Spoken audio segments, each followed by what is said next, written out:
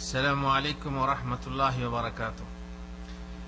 আলহামদুলিল্লাহি রাব্বিল আলামিন ওয়াস সালাতু ওয়াস সালামু আলা রাসূলিহিল কারীম ওয়া আলা আলিহি ওয়া সাহবিহি আজমাইন।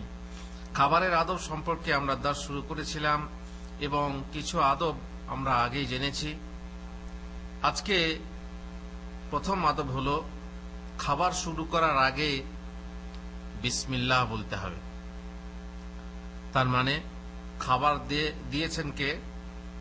আল্লাহ তাআলা। আল্লাহ তাআলার কাছ থেকে খাবার এসেছে, যদিও আমরা নিজেরা উপার্জন করি, উপার্জনেই খাবার আসে না। আল্লাহর পক্ষ থেকে যদি অনুমতি না হয়, অনুমোদন না হয়, তাহলে আমরা খেতে পাব না। এই জন্য বিসমিল্লাহ বলে শুরু করতে হয়, আর শেষ করার সময়ে কি বলতে হয়? আলহামদুলিল্লাহ। যেহেতু তারই খাবার আমরা খেলাম, অতএব তার প্রশংসা করা নিশ্চয়ই উচিত। এই আদব পালনে খাবার ঠিকমতো দেহে কাজ করা এবং তার অপকারিতা দূর করার ব্যাপারে বড় প্রভাব রয়েছে। কারণ আপনি খেলেন, সেই খাবারটা ঠিকমতো হজম হবে কিনা, ঠিকমতো কাজ করবে কিনা, তাও আল্লাহর ইচ্ছায়। আল্লাহর ইচ্ছা হলে তবে আপনার এই খাবার দেহে কাজ করবে, সেটা কি বরকত বলে। খাবারে বরকত মানে কি? খাবার কি বেড়ে যাবে? ওই খাবার, সামান্য খাবার খেয়ে দেহে আপনার উপকার হবে। কোন কোন জায়গায় আল্লাহর নবীর জন্য মুজিজা স্বরূপ খাবার বেড়ে গেছিল, আপনারা জানেন, শুনেছেন। এখানে আপনি যে খাবারটা খাবেন বিসমিল্লাহ বলে, তাতে বরকত হবে। সেটা কি হবে? আপনার দেহে গিয়ে কাজ করবে ভালো। আর যদি ওই খাবারে কোনো ক্ষতি থাকে, অপকার থাকে, তাহলে আপনি সেখান থেকে বাঁচতে পারবেন। ইমাম আহমদ বিন হাম্বল রাহিমাহুল্লাহ বলেছেন, খাবারে 4টে জিনিস জমা হলে সে খাবার পরিপূর্ণ হয়। 4টে জিনিস। খাবার আগে বিসমিল্লাহ বলতে হবে, শেষে আল্লাহর প্রশংসা করতে হবে। কি বলতে হবে? আলহামদুলিল্লাহ। আর একাধিক লোকের বা অনেক হাত পড়তে হবে। তার মানে একই প্লেটে কয়েকজন খেতে হবে, একা একা খেলে হবে না। আর খাবার হালাল হতে হবে। এই ব্যাপারে আমরা আগেই বলেছি যে যে খাবার খাবেন সেটা কি হতে হবে? হালাল হতে হবে। হারাম খাবার হলে হবে না, সন্দিগ্ধ হলে হবে না, খাবারটা হালাল হতে হবে। আর আল্লাহর নাম নিয়ে খেতে শুরু করলে শয়তানের প্রভাব ও শরীক হওয়া থেকে বাঁচা যায়। যেহেতু হাদিসে আছে যে শয়তান খাবারে শরীক হয়, শয়তান খাবারে শরীক হয়। রাসূলুল্লাহ সাল্লাল্লাহু আলাইহি ওয়াসাল্লাম বলছেন যে তোমরা যখন খাবে তখন আল্লাহর নাম নাও, নচেত কি হবে? তাতে শয়তান শরীক হবে। আমর ইবনে আবি সালামা তিনি বলছেন যে আমি ছোট্ট কিশোর ছিলাম রাসূলুল্লাহ সাল্লাল্লাহু আলাইহি ওয়াসাল্লামের কোলে। আল্লাহ রাসূল সাল্লাল্লাহু আলাইহি ওয়াসাল্লামের কোলে বসেছিলাম, আর সেই সময় খাবারের সময় ছিল। আমার হাত, বাচ্চা যেখানে সেখান থেকে, ওর কোল থেকে এর কোল থেকে টেনে টেনে খাচ্ছিলাম। তো আল্লাহ রাসূল সাল্লাল্লাহু আলাইহি ওয়াসাল্লাম আমাকে শিক্ষা দিলেন। তিনি বললেন, ইয়া গোলাম, মানে হে কিশোর, সাম্মিল্লাহ তাআলা, কি বলো? বিসমিল্লাহ বলো। ওয়া কুল বিয়ামিনিক, তোমার ডান হাত দিয়ে খাও।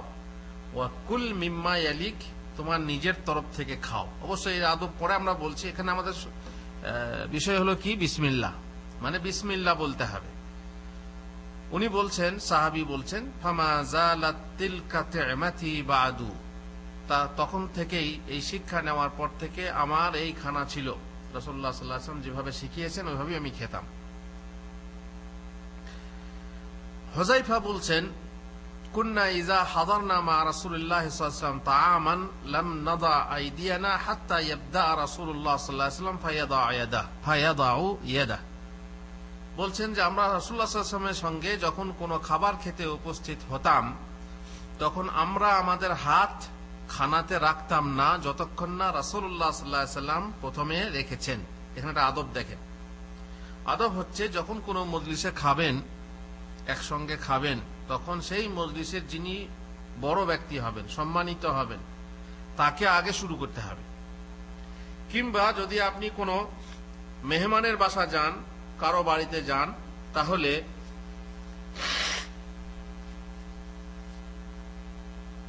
তার বাড়িওয়ালা অনুমতি দিলে তবে আপনি খাওয়া শুরু করবেন। এটা আদব। বড় মানুষ তিনি আগে শুরু করবেন, তবেই ছোটরা শুরু করবে। ওয়াইন্না হাদারনা মাহু মাররাতান তাআমান, তিনি বলছেন যে আমরা এক সময়ে কোনো এক খাবারের সময়ে হাজির হলাম। ফাজাআত জারিয়া কাআন্নাহা তুদফা, এক কিশোরী এলো, ছোট মেয়ে এলো, যেন তাকে কেউ তাড়া করছে।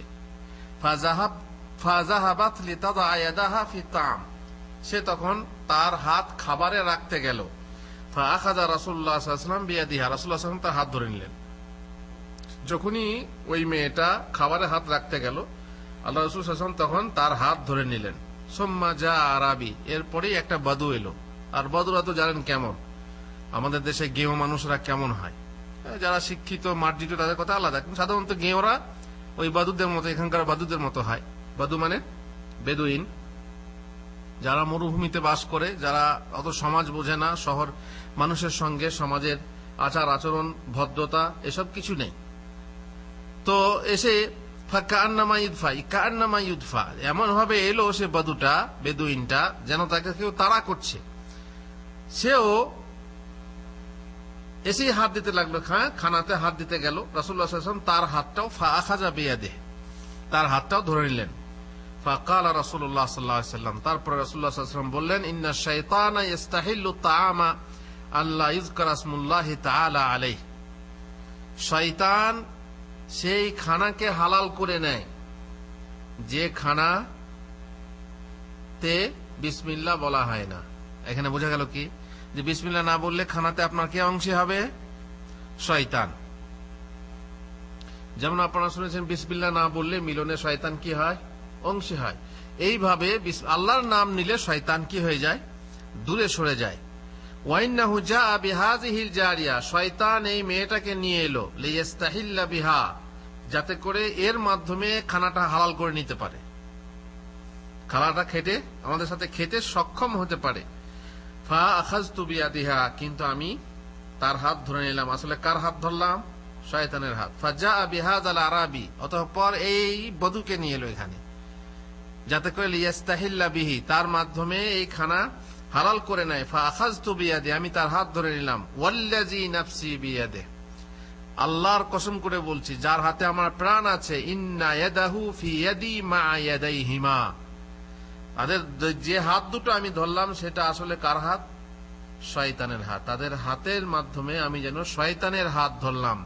সুম্মা যাকারা ইসমাল্লাহি তাআলা ওয়া আকাল, তারপরে বিসমিল্লাহ বলে খাওয়া শুরু করলেন। এ হচ্ছে মুসলিম শরীফের হাদিস। বোঝা গেল কি, যে বিসমিল্লাহ বলে না খেলে শয়তান আপনার খানাতে শরীক হয়। আয়েশা রাদিয়াল্লাহু আনহা থেকে বর্ণিত, রাসূলুল্লাহ সাল্লাল্লাহু আলাইহি ওয়াসাল্লাম যখন রাসূলুল্লাহ সাল্লাল্লাহু আলাইহি ওয়াসাল্লাম ইয়াকুলু তাআমান, যখন কোনো খানা খেতেন তখন বিসমিল্লাহ বলতেন। এটা তো নিয়ম ছিল, কিন্তু হাদিসটা হচ্ছে কি, রাসূলুল্লাহ সাল্লাল্লাহু আলাইহি ওয়াসাল্লাম 6 জন সাহাবীর সাথে একবার খানা খাচ্ছিলেন। ফাজা আরাবি, এমন সময়ে এক বাদু এলো, বেদুইন এলো। ফাআকালাহু বিলুকমাতাইন, 2 লুকমাতে, মানে তাড়াতাড়ি খেয়ে ফেললো। খানা অল্প থাকলে কতক্ষণ যাবে, কিন্তু কিছু মানুষ আছে এইভাবে খায়, কিছু মানুষ আছে লোকমা ছোট করে ধরে, আর কিছু মানুষ আছে এইভাবে ধরে আর খায়। আপনি দেখবেন, লক্ষ্য করবেন, আপনারা যখন সমাজে খান বিভিন্ন রকমের মানুষ আছে। তো যাদের ভদ্রতা নেই, যাদের লাজ শরম নেই, যাদের আমি কম খাবো অপরে বেশি খাক এইরকম নিয়ত নেই, যারা মনে করে আমি বেশি খাবো যেন আমার ভাগ কম না পড়ে, এরকম মানুষ আছে না নাই? এখন দুজনে খাবার খাচ্ছে, তো একজন ভাবছে কি যে আমি বেশি খাবো, ওকে খেতে দেবো না, দিয়ে শুরু করলো, হ্যাঁ গো শুনলাম তোমার বাপ নাকি মারা গেছে। হ্যাঁ, তা কি হয়েছিল বাবু? সে শুরু করলো, ও বলো না এই হাসপাতালে খাচ্ছে, আর ও তখন গল্প করছে, হাসপাতালে এসে নানা রকম করে কিভাবে নিঃশ্বাস ত্যাগ করলো বলতে লাগলো। তা করতে করতে খানা অর্ধেক শেষ। তারপরে ও তো দেখলো তো খাবার শেষ করে দিচ্ছে, ও চালাক, তখন বুঝতে পেরেছে, চালাক নয় কিন্তু বুঝতে পেরেছে।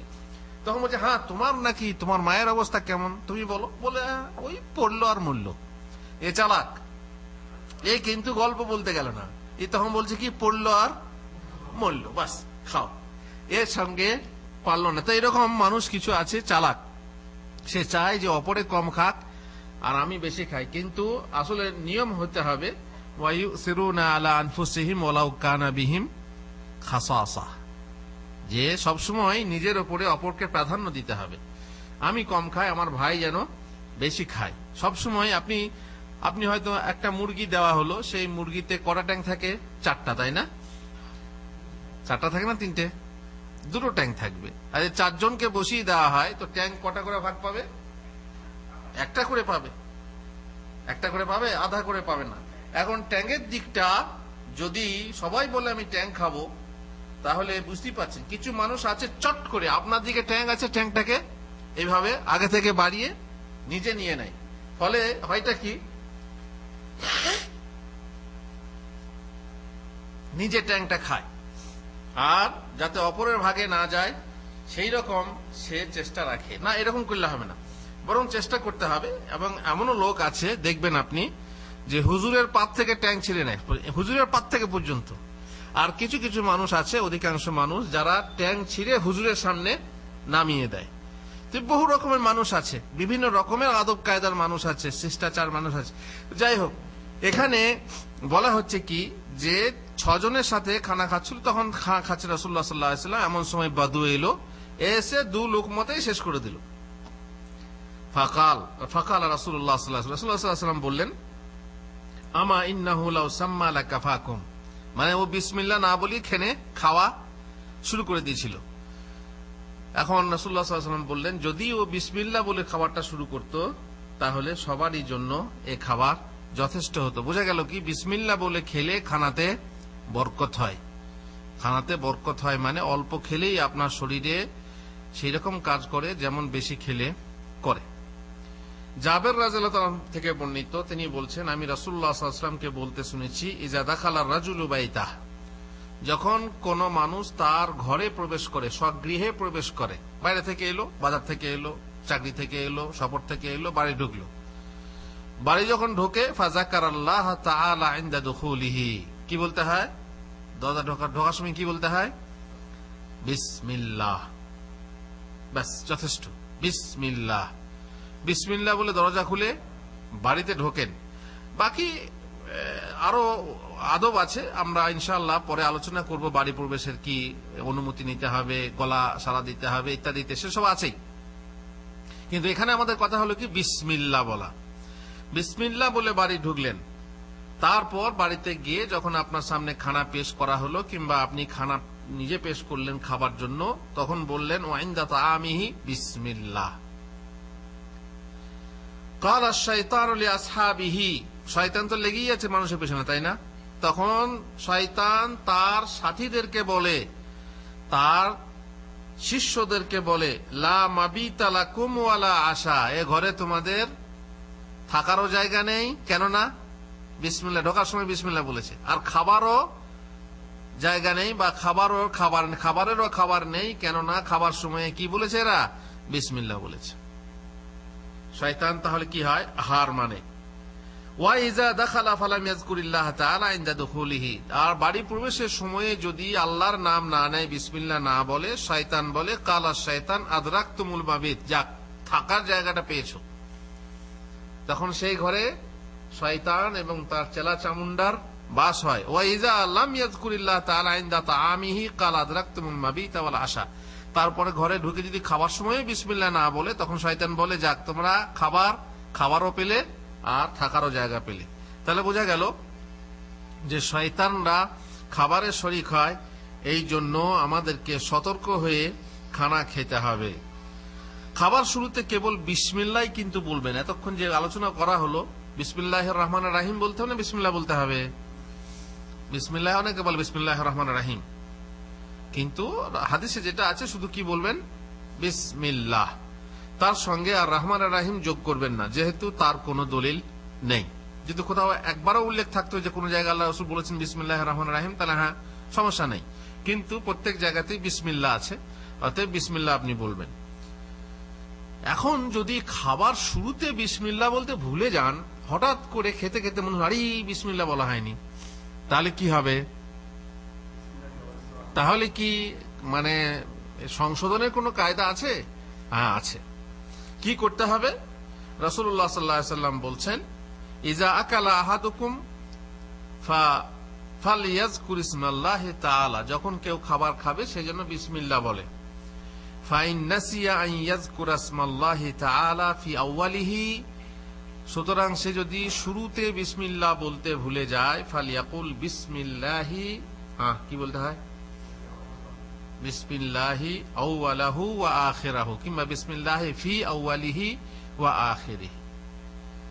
তার মানে শুরুতেও বিসমিল্লাহ এবং শেষেও বিসমিল্লাহ, পুরোটাই বিসমিল্লাহ করে দিলাম।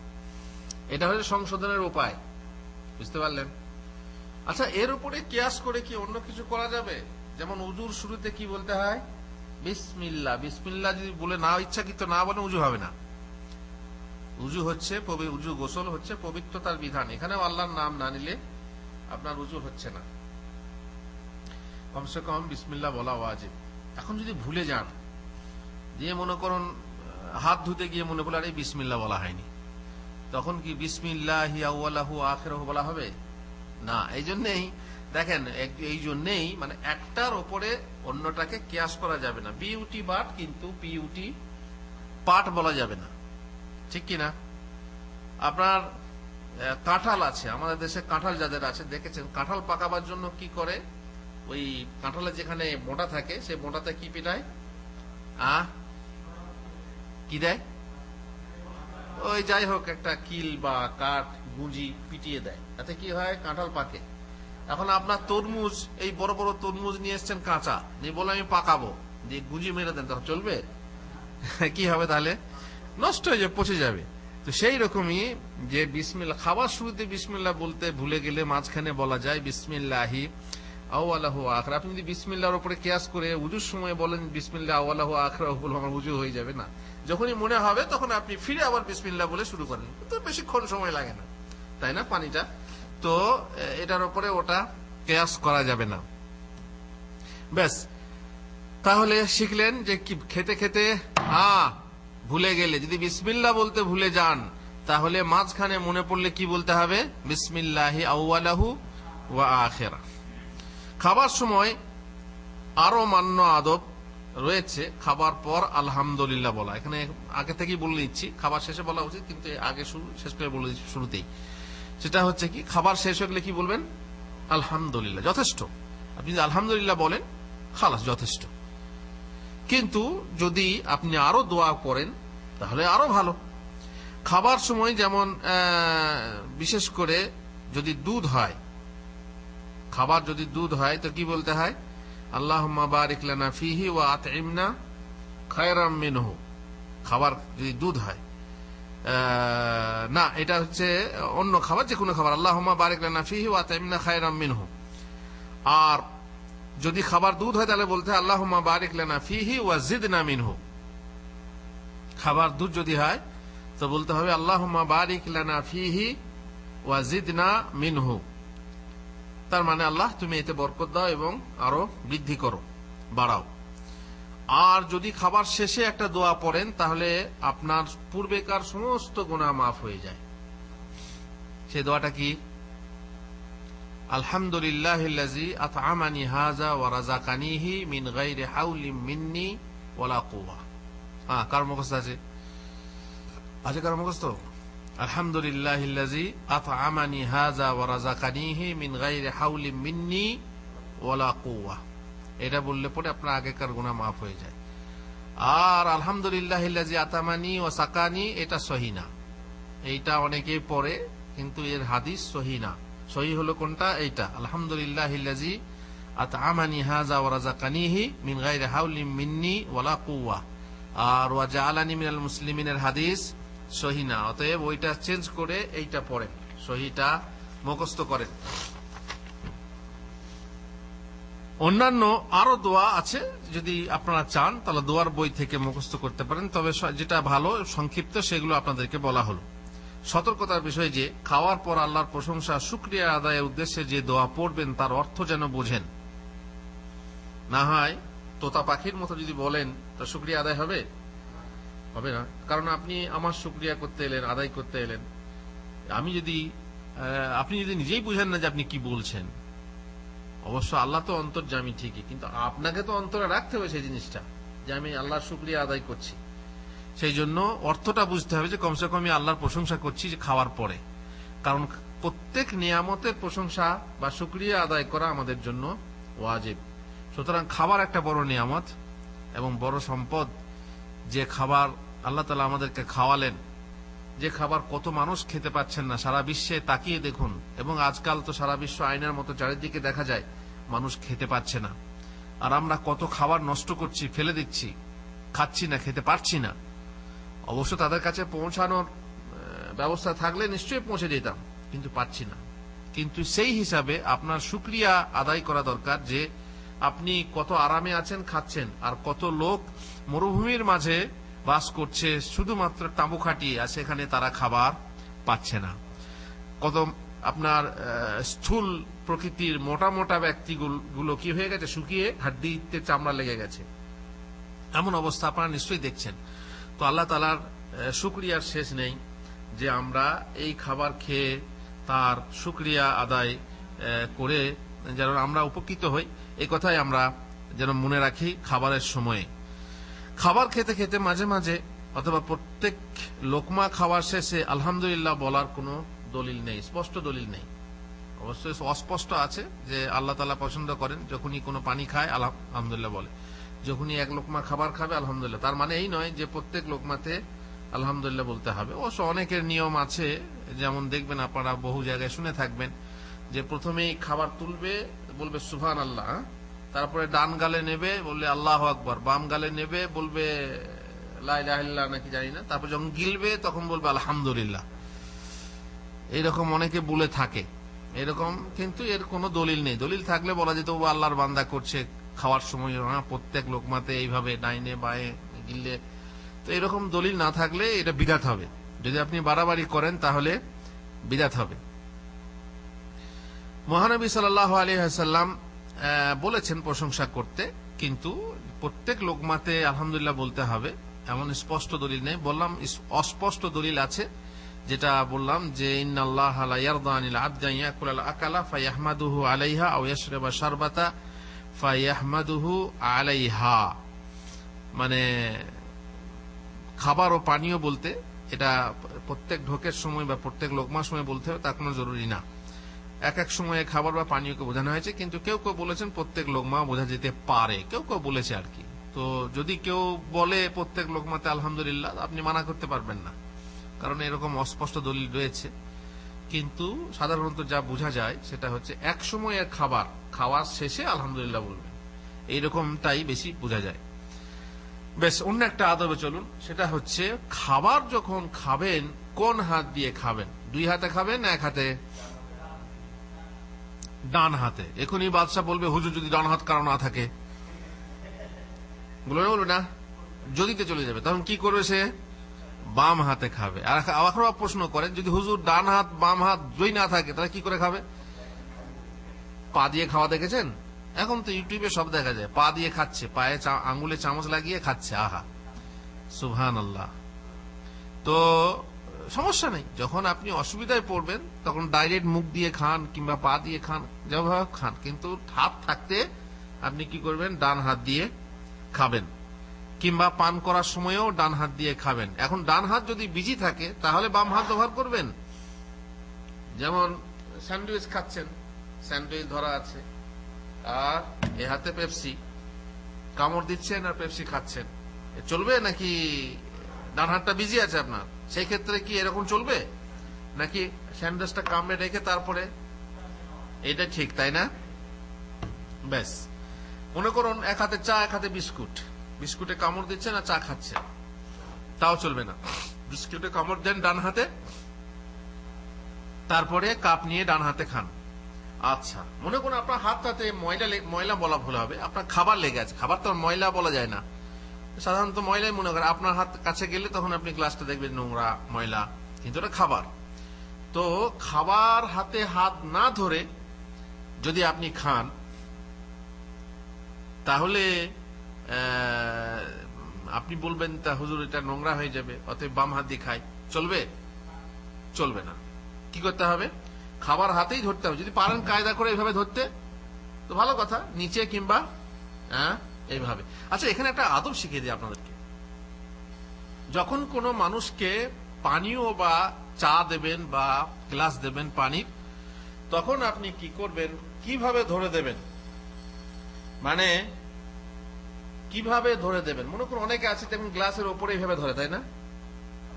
চায়ে এইভাবে গ্লাসটা ধরে।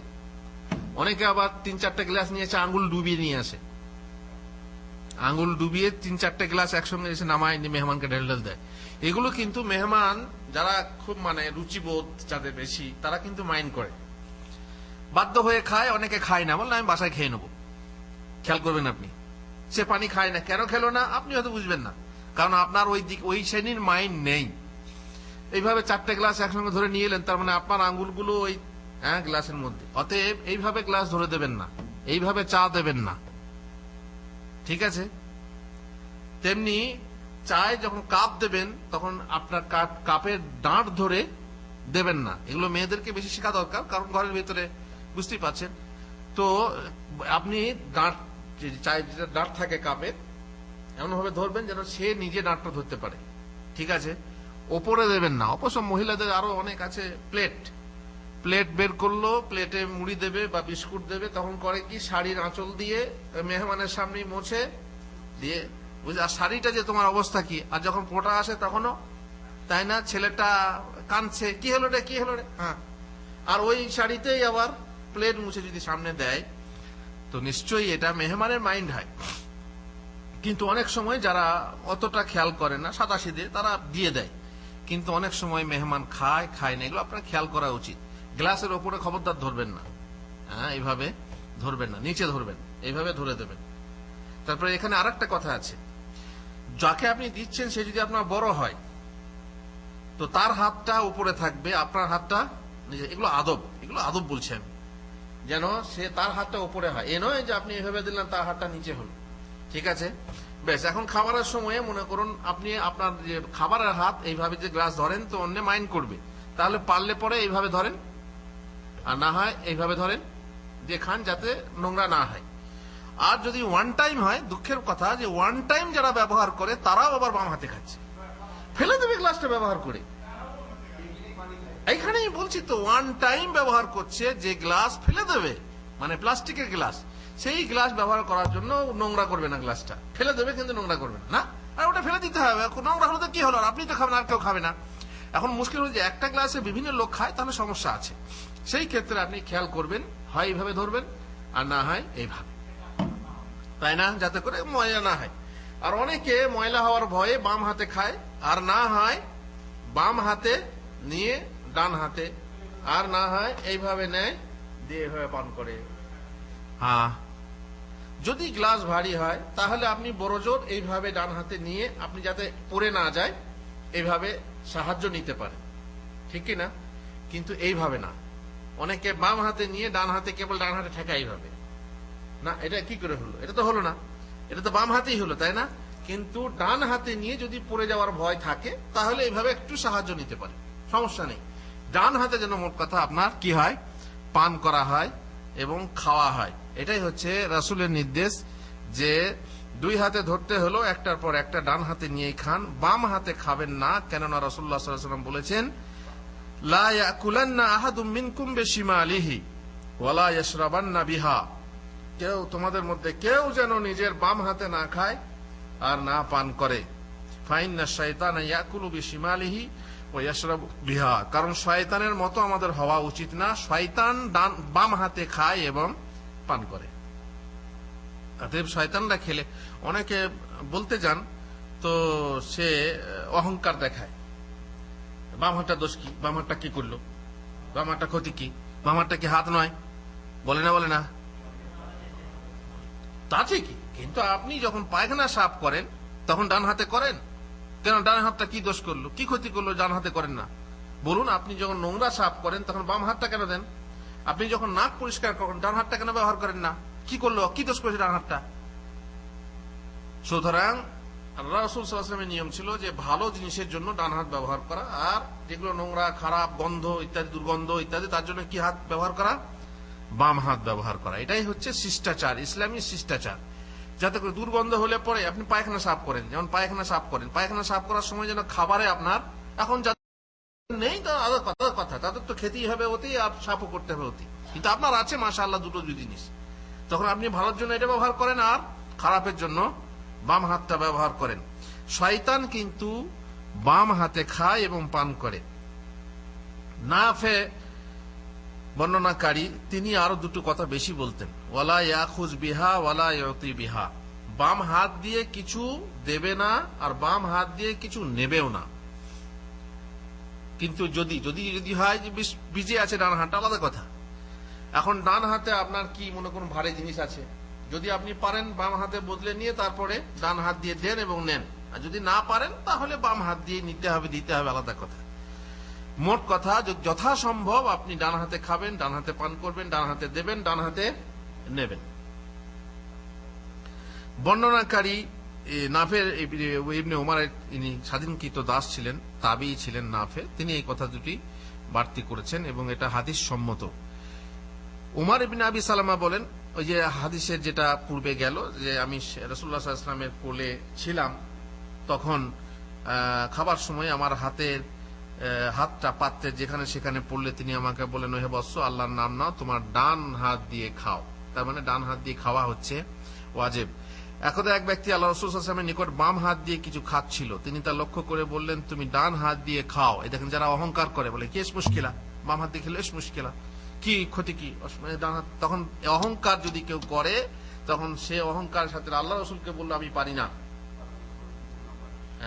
বললে আমি ডান হাত দিয়ে পারি না, তো আল্লাহ রাসূল সাল্লাল্লাহু আলাইহি ওয়াসাল্লাম সঙ্গে সঙ্গে, আল্লাহ রাসূলের রীতি এটা ছিল না বদদুয়া করা চট করে, কিন্তু নিশ্চয়ই এমন কিছু দেখেছিলেন সেই ব্যক্তির ব্যাপারে, তিনি বলে দিলেন তুমি যেন না পারো, কারণ তিনি লক্ষ্য করলেন ভেতরে কি আছে, অহংকার আছে। আসলে রাসূলের নির্দেশ উপেক্ষা করা বড় কঠিন, কিন্তু যারা হয়তো অতটা বুঝতেন না, এক ব্যক্তি একবার সফর থেকে আসার সময় আল্লাহ রাসূল সাল্লাল্লাহু আলাইহি ওয়াসাল্লাম বললেন যে তোমাদের কেউ যেন রাত্রের বেলায় বাড়ি প্রবেশ না করে।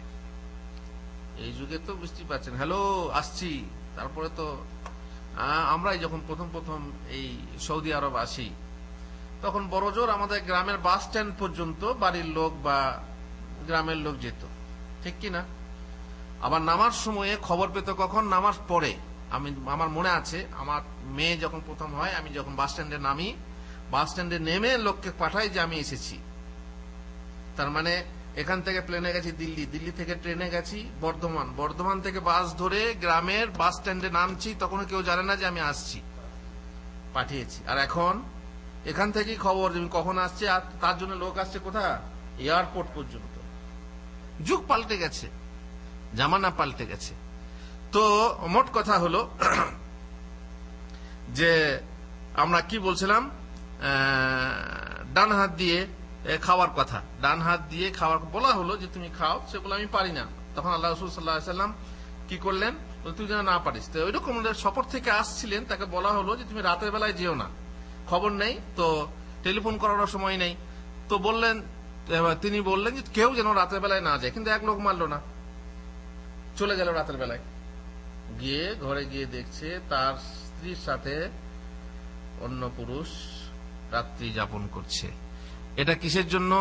শুধু রাসূলুল্লাহ সাল্লাল্লাহু আলাইহি ওয়াসাল্লামের আদেশ লঙ্ঘনের জন্য।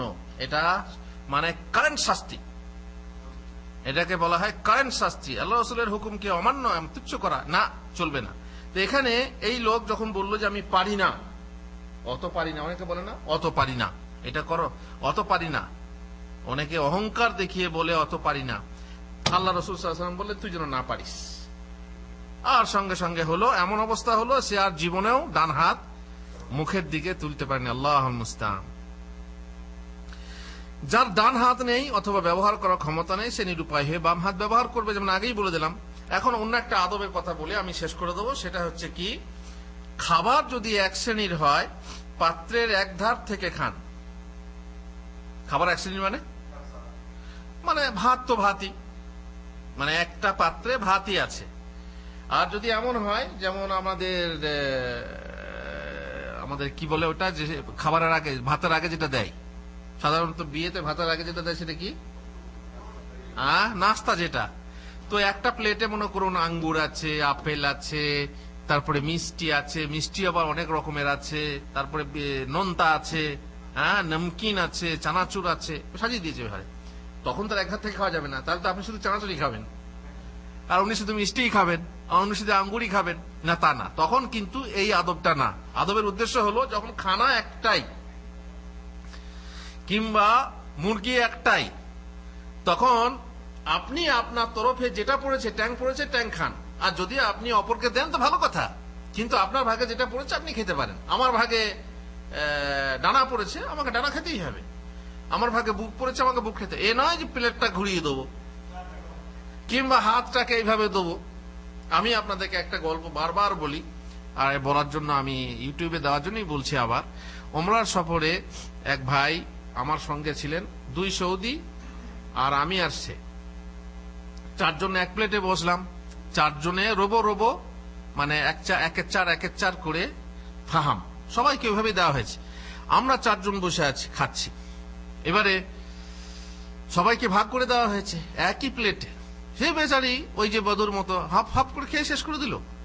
ও নিজের রোবো, নিজের 1/4 মুরগি খাওয়া শেষ, তারপর সে আমারটা শুরু করলো। আমারটা খেতে খেতে শেষ হয়ে গেল, আমিও খাচ্ছি, ও খাচ্ছে, শেষ হয়ে গেল। এইবারে যখন সৌদিতে হাত দিয়েছে, তখন আমার লজ্জাতে, আর সৌদিরা এক অপরের দিকে তাকাতাকি করছে, আমার লজ্জাতে মাথা হ্যাট হয়ে গেছে। তখনই বুঝেছিলাম যে বাঙালি, এদের সঙ্গে এদেরকে বোঝানো বসা উচিত ছিল না। এই জন্য আমি চেষ্টা করি যাতে করে এদের সঙ্গে কেউ না বসে। তার কারণ বলবে কোন ধরনের বেয়াদব, আমরা নিজেরাই মনে করি, তখন তো ওরা তো আরো মনে করবে। আর দেখেন, ওরাই শেষকালে মুরগিটা, ওরা অত খায় না, ওদের মধ্যে আদব আছে। অবশ্য নিশ্চয়ই সবাই না, আল্লাহ রসুলের যুগেও ছিল না, সবারই আদব তো এক হয় না, এখনো বদু আছে। কিন্তু ভদ্রলোকের সঙ্গে বসতে হলে, চলতে হলে, উঠতে হলে, বসতে হলে ভদ্রতা শেখা দরকার, ভদ্রতা ব্যবহার করা দরকার। তো আপনার ভাগের দিকে যা পড়েছে আপনি এক ধার থেকে খাবেন, হ্যাঁ, খবরদার এইভাবে অন্যের পাত থেকে টেনে, অন্যের কোল থেকে টেনে খাবেন না। বলে কোল টেনে ঝোল আনা, বলে না? কোল টেনে ঝোল আনা বোঝেন কি করে? ওই যে এক পাতে দিল ঝোলটা, মানে একটু যদি কাত হয়ে থাকে, তো দেখা গেল বাবুল ভাইয়ের দিকে ঝোলটা পড়ে গেছে, তখন আমি দিলাম, আমি তো শুকনো খাবো না, তখন এবারে ঝোলটাকে কি করে টানবো, একটু খাল করে নেবো কিংবা একটু কাত করে দেবো, তাহলে ঝোলটা আমার দিকে চলে আসবে, তাই না? কোল টেনে ঝোল আনা, এগুলো নিজের স্বার্থপরতা, এরকম করা উচিত না। অবশ্য যার দিকে ঝোল পড়ে যায় তারও উচিত যে অপরের খেয়াল করা, ঠিক কিনা? আর একটা গল্প বলি। এক দাওয়াতে গেছি, তো সেখানে সবাই খাচ্ছে, সবারই পাতে মুরগি পড়েছে, আমার পাতে কারো পাতে কি বলে ঠ্যাং পড়েছে, কারো বুক পড়েছে, আমার পাতে পড়েছে গলাটা, গলার অংশটা। এই গলার অংশ দিয়ে কতটুকু ভাত খাওয়া যায় কিছুই বলতে পারি না। সবাই খাচ্ছে, কেউ দেখে না, যে দিচ্ছে সেও দেখছে না, যে পাশে খাচ্ছে, আল্লাহে যে পাশে খাচ্ছিল সে ফেলে দিচ্ছে, বুকের মাংস খাবে না, তবুও বলছে না যে পাশে পায়ে নিয়ে দিই, তা না। আর আমিও নিতে পারছি না, চেয়ে যে আমাকে দাও, বেশ। তারপরে শেষকালে যখন সবারই খাওয়ার শেষ দিকে, আমি তো ভাবছি না, চাইলে তো পাবো না। তো হিন্দিতে দাওয়াত ছিল, হিন্দিতে বললাম যে ভাই মুঝে থোড়া देखिए तो बोटी है उसमें थोड़ा दीजिए। তো যখন আবার চামচে করে একটা বটি দিল, তখনও দেখছি সেই গলারই হাড়। তখন আমি বুঝলাম যে আমার নসিবে নেই, আমার নসিব আজকে খারাপ, গলার হাড় 2 বারই পেলাম না।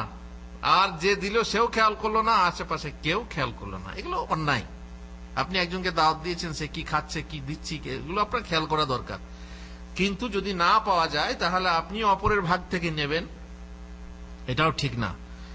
মোট কথা হলো এক ধার থেকে খাবেন। আর খাবারের যদি একা খান কিংবা কারোর সাথে খান, মাঝখান থেকে খাবেন না, মাঝখান থেকে খাবেন না। কেন? রাসূলুল্লাহ সাল্লাল্লাহু আলাইহি ওয়াসাল্লাম বলেছেন, আল বারাকাতু তানজিলু ওয়াসাতাত তাআম, খাবারের ঠিক মাঝখানে বরকত অবতীর্ণ হয়। ফাকুলু মিন হাফাতাইহি, সুতরাং তার ধার থেকে খাও। ওয়ালা তাকুলু মিন ওয়াসাতিহি, এবং মাঝখান থেকে খেও না। এটা তিরমিজির হাদিস। সুতরাং এই হলো মোটামুটি আজকের আদব। ইনশাআল্লাহ আরো আদব আছে, পরে আমরা বলবো। এরপরে আমরা খেতে যাচ্ছি, যেন আদবগুলো খেয়াল করি। আদব শিখেই মানুষ শিখে, তাই না? শেখাতেই আছে সবকিছুই। অতএব আদব শিখে নিয়ে আমরা ভদ্র সমাজে গিয়ে এইভাবে খেতে শিখবো, এই কামনা করি। আমরা আদব শুরু করেছি, আল্লাহ তাআলা আমাদেরকে তৌফিক দেন যেন আমরা বেয়াদব না হই। ওয়া সাল্লাল্লাহু আলা নবিয়িনা মুহাম্মদ ওয়া আলা আলিহি ওয়া সাহবিহি আজমাইন।